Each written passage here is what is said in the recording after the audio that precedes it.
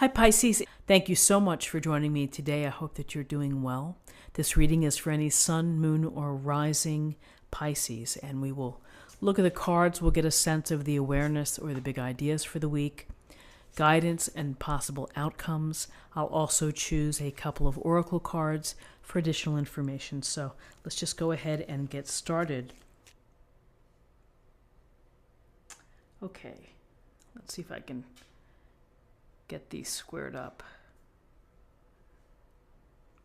They're very light cards, so they don't stay put. Okay.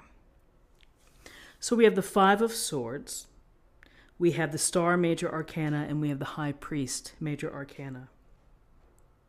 So the Five of Swords, we see the gentleman here holding two swords, and we see the two cloaked figures walking away in the distance. And they're kind of going in opposite directions. Beyond that, we do see this beautiful orange sky.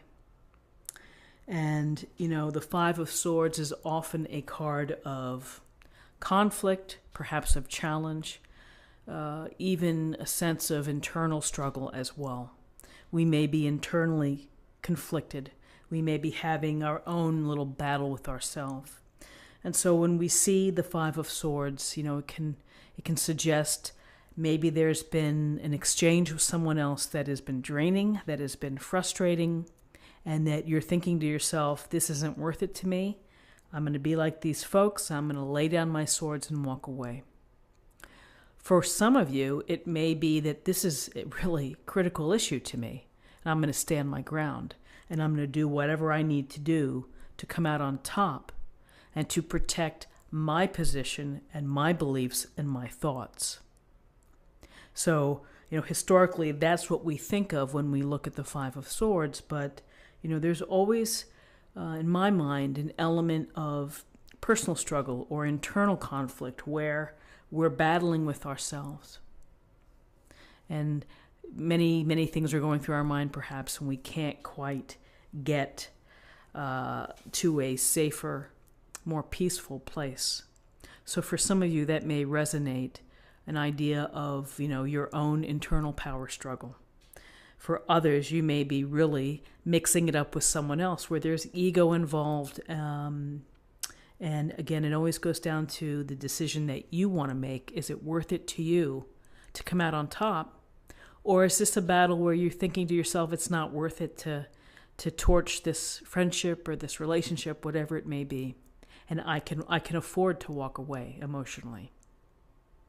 So with this little challenge or battle or the heaviness that goes with ego, here's the star. And the star sits out in the beautiful grass with the stream of water, and interesting with her red skirt perhaps, and has this flowing out of the cup.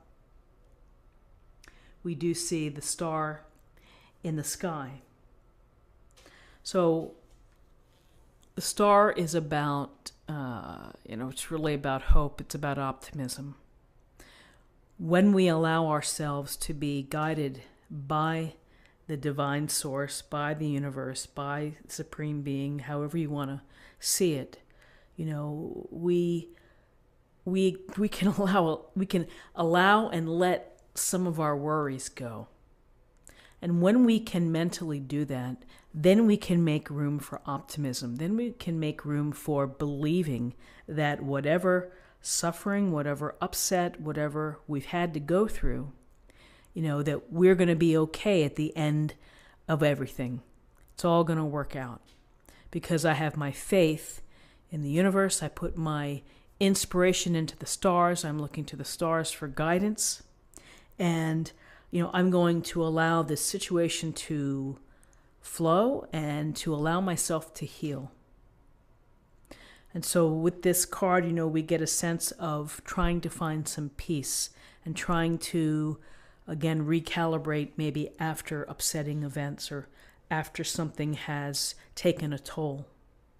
The star brings you back to having faith in your own purpose in your own life and allowing, the divinely guided to lead.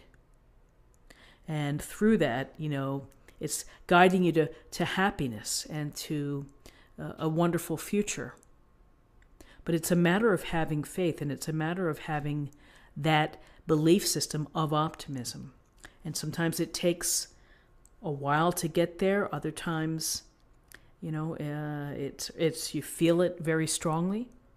And so with this star, it's a matter of allowing yourself to heal, to take care of yourself, to put your needs first and central, your body, your heart, your mind, soul, everything, to try to get to I would say, a more serene feeling. And it comes from a feeling of that you are able to heal. So with this sense of healing, here's the high priest. And so the high priest would be the Hierophant in a traditional Rider-Waite deck. And the high priest here stands behind the tree or the bushes here. He has the pillars behind. This is we see a wise man here. And with a high priest, we often look to someone who is wise, who is older, who is perhaps acclaimed within their group. We may look to them for advice. We may look to them for guidance in a traditional sense, in a conventional sense, for whatever group that you feel that you align with. For some, it can be religious groups. Others, maybe it's more educational institutions, political, parties, whatever it may be. It's the high priest is kind of setting the tone and the doctrine and the dogma for the group of people, for the collective, for the ideas that everyone kind of follows, and the traditions that group follows. Sometimes when we have difficulty, we find solace in the arms of our fellow tribe members who can help us sort things through. So not only the experience here, but perhaps the community can be very important. For others, some people feel that they need to be much more of an individual, and they go their own way, and maybe they are less welcoming of the ideas of someone like a high priest or a religious figure or a political figure. So that you chart your own course, and you think of your individual needs perhaps first. So when we think of the high priest, we think of providing expert advice and help as part of service, as part of kindness and compassion to others, with respect to the traditions of society and all the groups that coexist.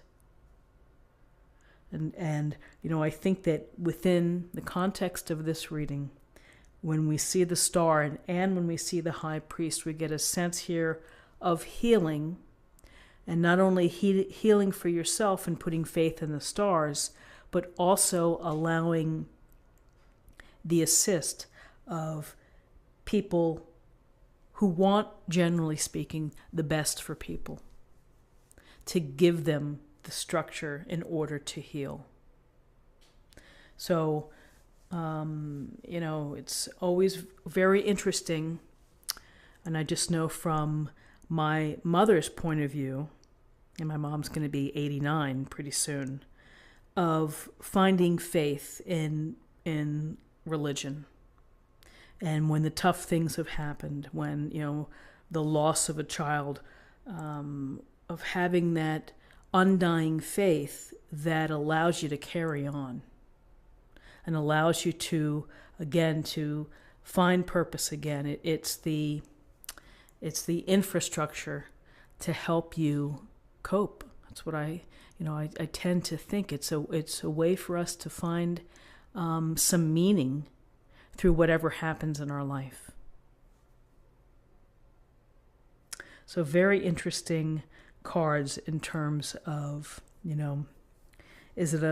are we looking at a conflict that needs to be healed, that we need time to move on from, and that we perhaps need some guidance and some expert guidance and experience to help get through it. So, interesting for the day. So, numerology-wise, we have 5 and 17 is 22.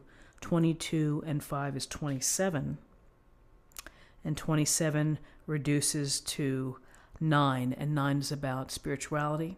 It's about wisdom, nearing completion. Interesting that we have a 5 here and a 5 here. So let's choose an oracle card for the day.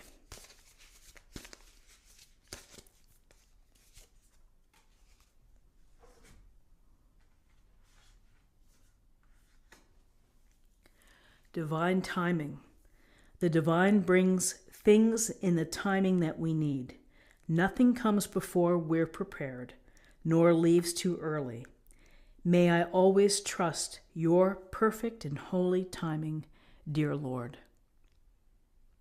So again, the divine timing that the universe, that divine source sets out, is really, I think, situated within this star.